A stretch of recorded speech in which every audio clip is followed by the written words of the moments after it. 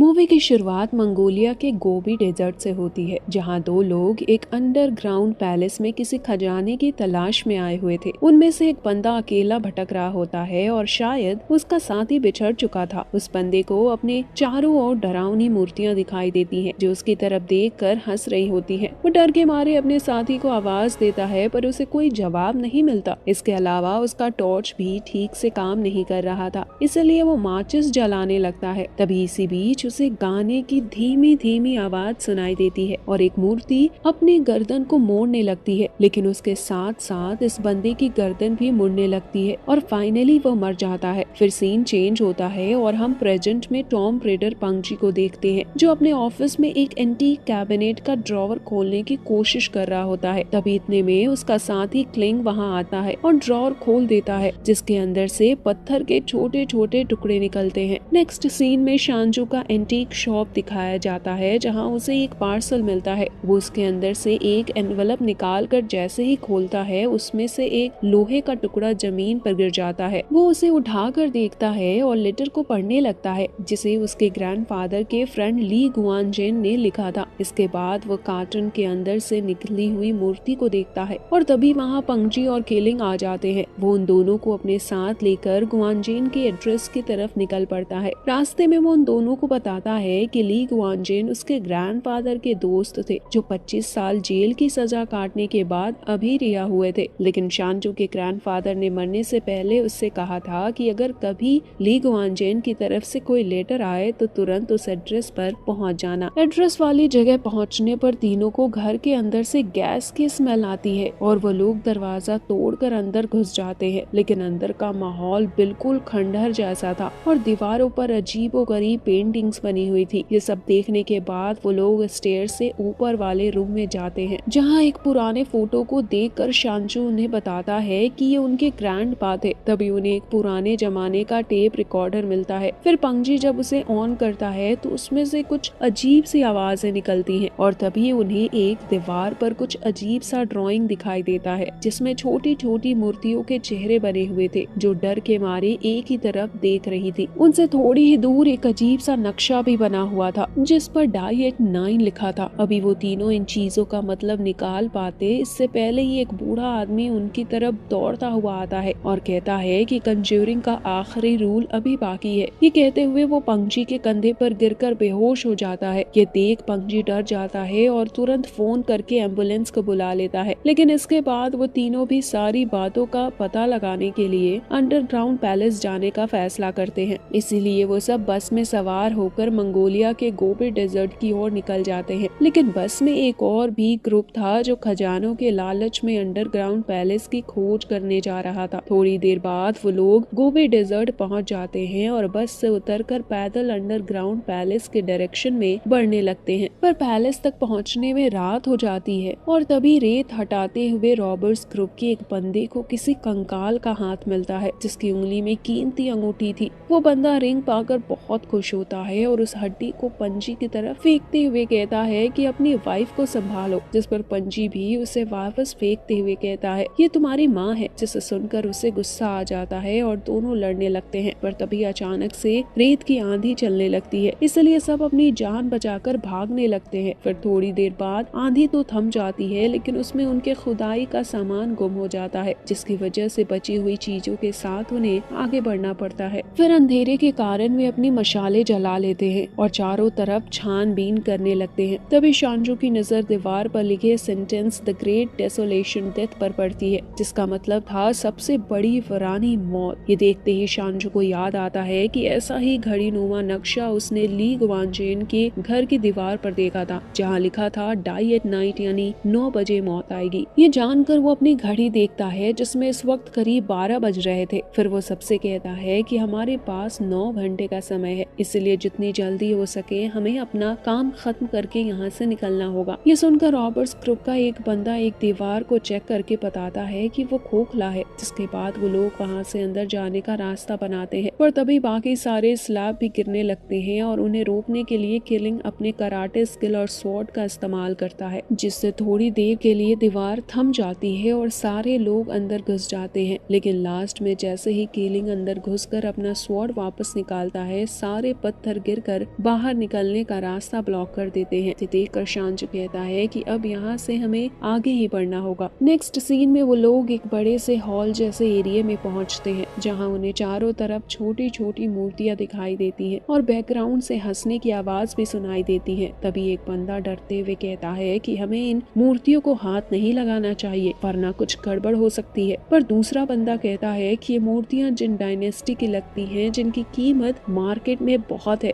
तब उनका बॉस उन्हें मूर्तियां पैक करने का कहता है और खुद एक साथी को लेकर दूसरी तरफ खजाना ढूंढने चला जाता है। इधर ये तीनों भी साइड वाले रूम की तरफ बढ़ते हैं जहाँ उन्हें 4 दरवाजे दिखाई देते हैं जो बिल्कुल एक जैसे थे। वहीं वो तीनों रॉबर्स मूर्तियों को पैक कर रहे थे। तभी उनमें से एक बंदा एक ब्लाइंड मूर्ति पर जैसे ही पानी डालता है अचानक उसकी राइट आई में कुछ होने लगता है और वो दर्द के मारे चीखने लगता है, लेकिन फिर उसे उल्टी भी होती है। इसी के साथ उसकी राइट आई निकलकर बाहर आ जाती है और मकड़ी की तरह रेंगती हुई एक मूर्ति की आंख के अंदर चली जाती है। तब उसकी चीख सुनकर उसकी टीम के सारे लोग दौड़ते हुए वहां जाने लगते हैं, पर तभी ऊपर की दीवार टूटने लगती है। इसीलिए वो सब लोग तेजी से भागकर अपनी जान बचाते हैं और उनके पीछे का दरवाजा बंद हो जाता है। तभी शांजू की नजर एक दीवार पर पड़ती है जिस पर लिखा था नो बैक ट्रैक, यानी वहाँ से वापस लौटने का कोई रास्ता नहीं है। देखकर वो अपने ग्रैंडपा की बुक निकाल कर पढ़ता है और उसमें भी ऐसा ही लिखा था। फिर वो सबसे कहता है कि यहाँ से वापस लौटने का कोई रास्ता नहीं है, पर मेरे ग्रैंडपा यहाँ से बाहर आए थे, इसीलिए यहाँ कोई न कोई रास्ता जरूर होगा। ये कहकर वो लोग आगे बढ़ जाते हैं जबकि रॉबर्स की टीम 3 टुकड़ों में बढ़ जाती है और 3 अलग अलग दरवाजे से घुसकर आगे का रास्ता ढूंढने जाती है। तभी उनमें से एक बंदे को पहले के एक्सप्लोरर के बचे हुए सामान दिखाई देते हैं, इसीलिए वो खुशी से चिल्लाकर अपने बॉस को बताता है, जिसे सुनकर उसका बॉस उसे इन तीनों एक्सप्लोर से बचाकर रखने को कहता है। उधर दूसरा बंदा जिस दरवाजे में घुसा था उसके अंदर उसे कुछ आवाजें सुनाई देती है और एक मूर्ति भी उसकी तरफ तेजी से आती हुई दिखाई देती है। उससे बचने के लिए वो फायर करता हुआ वापस दरवाजे की तरफ दौड़ता है, लेकिन सिर्फ उसका हाथ दरवाजे के बाहर होता है और दरवाजा बंद हो जाता है। तभी उसकी चीख सुनकर सब लोग वहाँ पहुँच जाते हैं, लेकिन इतने देर में वो मर चुका होता है। ये देखकर सभी दुखी हो जाते हैं, पर एक्सप्लोरर्स को रास्ता ढूंढना था, इसीलिए वो आगे बढ़ जाते हैं। तभी दरवाजे में अटका हुआ हाथ जमीन पर गिर जाता है, जिसमें से उनका बॉस उंगली से वो अंगूठी निकाल लेता है जिसे उसने कंकाल की उंगली से पाया था। तभी दूसरे रूम से सू चिल्लाते हुए कहता है कि उसे वहाँ कुछ कीमती चीजें मिली है। सुनकर बॉस तुरंत वहाँ पहुँच जाता है और देखता है कि रूम के बीचों बीच पानी में एक छोटा सा शिप रखा हुआ था जिसमें कीमती जवाहरात जड़े हुए थे। वहीं शांजू की टीम जिस रूम में घुसी थी वहाँ उन्हें दीवारों पर कई जगह मिरर्स दिखाई देते हैं। तभी शांजू की नजर जमीन पर बने मून की ड्राइंग पर पड़ती है जिस पर क्रॉस का निशान लगा हुआ था, लेकिन तभी रूम के मिडिल में बने एक स्ट्रक्चर से आवाज आने लगती है और उसमें से मून जैसा दिखने वाला एक बॉल निकलता है जो कि घूमते हुए तेज रोशनी बिखेरने लगा था। ये देख किलिंग अपना स्वॉर्ड उस मून लाइट की तरफ फेंकता है जो उसे टकरा कर वापस लौट आता है, जिसका मतलब वो लाइट बहुत ही पावरफुल थी। तभी इसी बीच वो लोग नोटिस करते हैं कि लाइट मिरर से टकराकर और ज्यादा फैल रही है, इसीलिए वे एक एक करके सारे मिरर्स तोड़ने लगते हैं। फिर पंकजी भी अपने जैकेट को फाड़कर उससे 2 मिरर को कवर कर देता है, लेकिन तभी शांजू का वाटर बॉटल गिर जाता है जिससे पानी बहने के कारण थोड़ी सी मिट्टी गीली हो जाती है और उसी गीली मिट्टी को उठाकर वो लोग मिरर पर फेंकने लगते हैं। पर तभी पंकजी की फेंकी हुई मिट्टी मून पर भी पड़ जाती है जिससे उसका घूमना भी बंद हो जाता है। ये देखकर वो सब खुश हो जाते हैं कि मुसीबत टल गई। पर तभी मूर्तियां गाने लगती हैं और इसी के साथ पंकजी की गर्दन मोड़ने लगती है,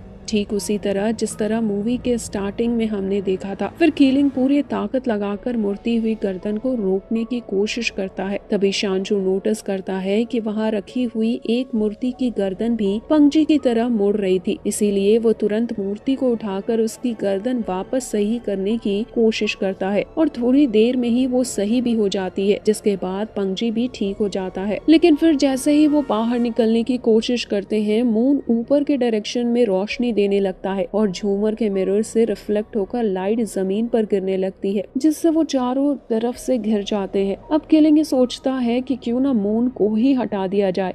ये सोचकर वो एक झटके में अपने स्वॉर्ड से मून को जमीन पर गिरा देता है और मून के गिरते ही वहाँ रखी सारी मूर्तियाँ और दीवारें भी टूट टूट कर बिखरने लगती हैं। इसीलिए वे जान बचाने के लिए वहाँ से भागने लगते हैं, पर बदकिस्मती से किलिंग अंदर ही रह जाता है और मलबा गिरने के कारण दरवाजा भी ब्लॉक हो जाता है। जिसके बाद शांचू और पंगजी मलबा हटाकर उसे निकालने के लिए औजार ढूंढने लगते हैं। उधर दूसरे रूम में सू और उसका बॉस खजाना इकट्ठा करने में बिजी होते हैं। उसका बॉस सू को टंग ऑयल के अंदर से स्टोन्स निकालते देखकर पूछता है कि वो इन्हें क्यों जमा कर रहा है। तब वो बताता है कि यहाँ लिखा हुआ है कि सारे चीजें ले जाओ। ये कहकर वो सारे पत्थर एक जगह रखता है, लेकिन तभी उनमें आग लग जाती है जिससे सू भी झुलस जाता है। फिर उसका बॉस अपनी गर्लफ्रेंड की हेल्प से जल्दी जल्दी आग बुझा देता है और तब सू कहता है कि उससे गलती हो गई, क्योंकि सब ले जाओ का मतलब उन्हें टंग ऑयल के साथ ले जाना था और ये हवा में जलने वाले स्टोन है। ये सुनकर बॉस कुछ स्टोन्स को ऑयल के साथ अपने जार में भरकर वहाँ से निकलने लगता है। तभी सू कहता है कि मुझे भी ले चलो, जिस पर उसका बॉस बैग उसके हवाले कर वहाँ से निकल जाता है। तब सू उस लड़की को अपनी हेल्प करने के लिए कहता है, जिसके बदले में वो कुछ कीमती स्टोन्स उसे दे देता है, पर वो उसे वहाँ पड़ा हुआ एक रूल बुक उठा कर देती है, जिसके पेज को खोलकर सू फ्लाइंग नाइट घोस्ट के बारे में पढ़ने लगता है। और तभी दूसरे रूम में उसके एक साथी पर फ्लाइंग नाइट घोस्ट का हमला हो जाता है। वो उसे घसीट कर अपने साथ ले जाने वाला होता है, तभी किलिंग की तलवार आकर उसे रोक देती है और किलिंग उसे फाइट करके उसे ढेर कर देता है। नेक्स्ट सीन में हम देखते हैं कि शांजू और पंगजी एक अजीब सी जगह पर पहुंच जाते हैं, जहां दीवार पर भयानक पेंटिंग्स बनी हुई थी, लेकिन और आगे जाने के लिए उन्हें पानी से होते हुए पहाड़ों पर चढ़ना था। जिसके बाद वो लोग खामोशी से आगे बढ़ते हैं, पर तभी उनकी नजर वहां पड़े रॉबर्स टीम के 2 बंदों पर पड़ती है, जिनमें से एक बंदा जिंदा था। वो दोनों उसे होश में लाने की कोशिश करते हैं और आंख खुलते ही वो चीख पड़ता है। उसकी आवाज से चट्टान पर बैठा हुआ एक क्रिएचर हिलने लगता है, जैसे कि उसकी नींद खुल गई हो। वहीं पंगजी और शांचू उस बंदे को भी अपने साथ पहाड़ पर चढ़ने के लिए कहते हैं, लेकिन वो बंदा पूरी तरह घायल था, इसलिए उसे ऊपर चढ़ने में दिक्कत होती है। तभी उसे दीवार पर ढक्कन जैसा एक स्ट्रक्चर दिखाई देता है, जिस पर गलती से हाथ पड़ते ही यहाँ वहाँ से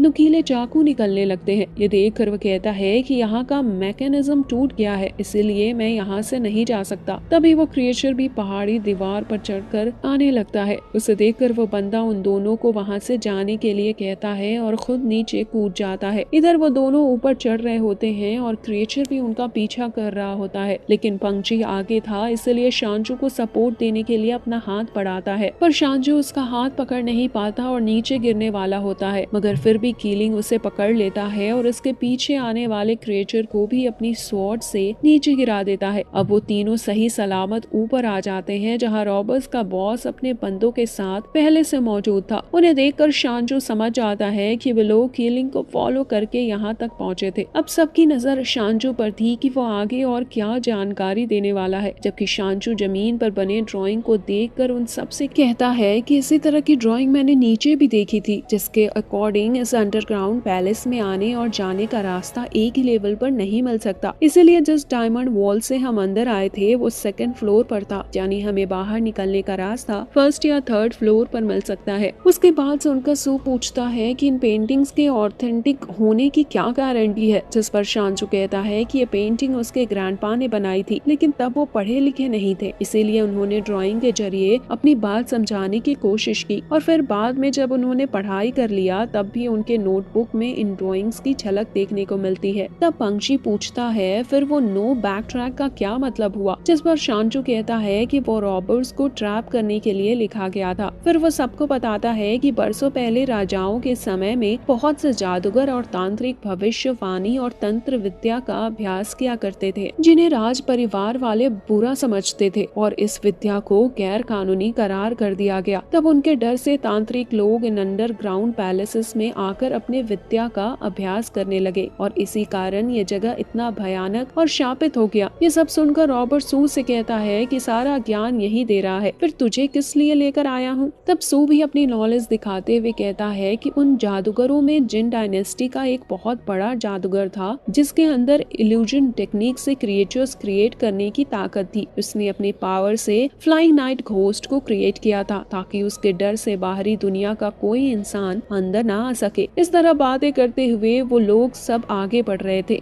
तभी उनकी नजर सामने रखे एक बड़े से कॉफिन पर पड़ती है जिसके कवर पर बहुत ही खूबसूरत नक्काशी की हुई थी। पंगजी कॉफिन के करीब जाकर उस पर लिखे हुए शब्दों को पढ़ता है जिसमें लिखा था कि इस कॉफिन को खोलने वाला सूरज की रोशनी नहीं देख पाएगा। ये सुनकर एक्सप्लोर की टीम उसे टच किए बिना ही वहाँ से जाने लगती है, लेकिन रॉबर्ट्स के बॉस को लगता है कि उसके अंदर जरूर कोई खजाना होगा, इसलिए वो उस कॉफिन को खोलने के लिए जाता है। ये देखकर पंगजी और शांजू दोनों उसे रोकने की कोशिश करते हैं, पर वो अपनी गन निकाल लेता है और हाथापाई में गन जमीन पर ही गिर जाती है। लेकिन तभी उसका एक साथी उन पर मशीन गन चलाने लगता है, जिससे बचने के लिए दोनों कॉफिन के पीछे ही छुप जाते हैं और उसका बॉस कॉफिन खोल देता है, जिसके खुलते ही उसके अंदर से ढेर सारा गोल्डन सैंड निकलता है और रॉबर को लगता है कि वो अब अमीर बन जाएगा, जबकि शांजू कहता है कि ये सिर्फ इल्यूजन है और इस इल्यूजन के कारण हम लोग यहीं फंसे रह जाएंगे। जो सुनकर सब लोग टेंशन में आ जाते हैं कि अब बाहर कैसे निकलेंगे। पर तभी रॉबर की टीम वाली लड़की कहती है कि उसने पहले वाले रूम में कुछ लिखा हुआ देखा था, लेकिन वो उस लैंग्वेज को नहीं जानती। तब शांजू से वो कैरेक्टर ड्रॉ करके दिखाने को कहता है, जिसके बाद जब वो उस कैरेक्टर को ड्रॉ कर देती है तो शांजू उसे पढ़कर कहता है कि 7 रूल्स तोड़ने पर फ्लाइंग नाइट घोस्ट अपीयर होगा। इस पर पंगजी बताता है कि 7 रूल्स ऑलरेडी टूट चुके हैं और ठीक तभी कॉफिन के पीछे से फ्लाइंग नाइट घोस्ट अपीयर हो जाता है, जिसके बॉडी में कई सारे छोटे बड़े फेसेस बने हुए थे और उसे देखकर सब लोग घबरा जाते हैं। तभी वो रॉबर पर अटैक करने वाला होता है और उसे बचाने के चक्कर में उसका एक साथी खुद घोस्ट का शिकार बन जाता है। उसके बाद घोस्ट पंगजी पर अटैक करता है, लेकिन पंगजी अपनी मशीन गन से उसका मुकाबला करता है और शांजू अपना चाकू निकाल कर घोस्ट पर चढ़ जाता है, लेकिन बहुत जल्दी वो उन दोनों पर भारी पड़ने लगता है और तभी कीलिंग भी वहाँ आ जाता है, जो अपनी स्वॉर्ड निकाल कर उस फ्लाइंग घोस्ट से फाइट करने लगता है। जहाँ कीलिंग अपनी स्वॉर्ड से बार बार उसकी बॉडी को काटने की कोशिश करता है, लेकिन उस पर कोई असर ही नहीं होता और वो भी कीलिंग को मारने वाला होता है। लेकिन उसे डिस्ट्रैक्ट करने के लिए पंगजी उस पर मशीन गन चलाने लगता है, जिससे इरिटेट होकर वो पंगजी को कॉफिन की तरफ फेंक देता है। फिर शांजू उसकी हेल्प करने आता है तो उसका भी वही हाल कर देता है। तब कॉफिन के पीछे छिपी हुई लड़की स्टोन वाला जार घोस्ट पर फेंकती है, जिससे घोस्ट जलने लगता है, पर थोड़ी देर में वो फिर से पहले जैसा बन जाता है। तब पंगजी और शांजू कीलिंग को बताते हैं कि घोस्ट को आग से डर लगता है। ये सुनकर कीलिंग अपनी स्वॉर्ड को आग में फेंक देता है और जंजीर के सहारे उससे फाइट करने लगता है। वहीं इसी बीच शांजू बाहर निकलने का रास्ता ढूंढ लेता है और कीलिंग से कहता है कि घोस्ट की आंख में मारने से वो मर जाएगा। ये सुनकर कीलिंग उन सबको बाहर निकलने के लिए कहता है, जबकि खुद घोस्ट को खींचते हुए कॉफिन की तरफ ले जाता है और उसे अंदर डालकर सुलगती हुई तलवार उसकी आंख में घुसेड़ देता है। इधर घोस्ट का काम तमाम होता है और उधर सब लोग ऊपर की तरफ चढ़ने लगते हैं, क्योंकि बाहर निकलने का रास्ता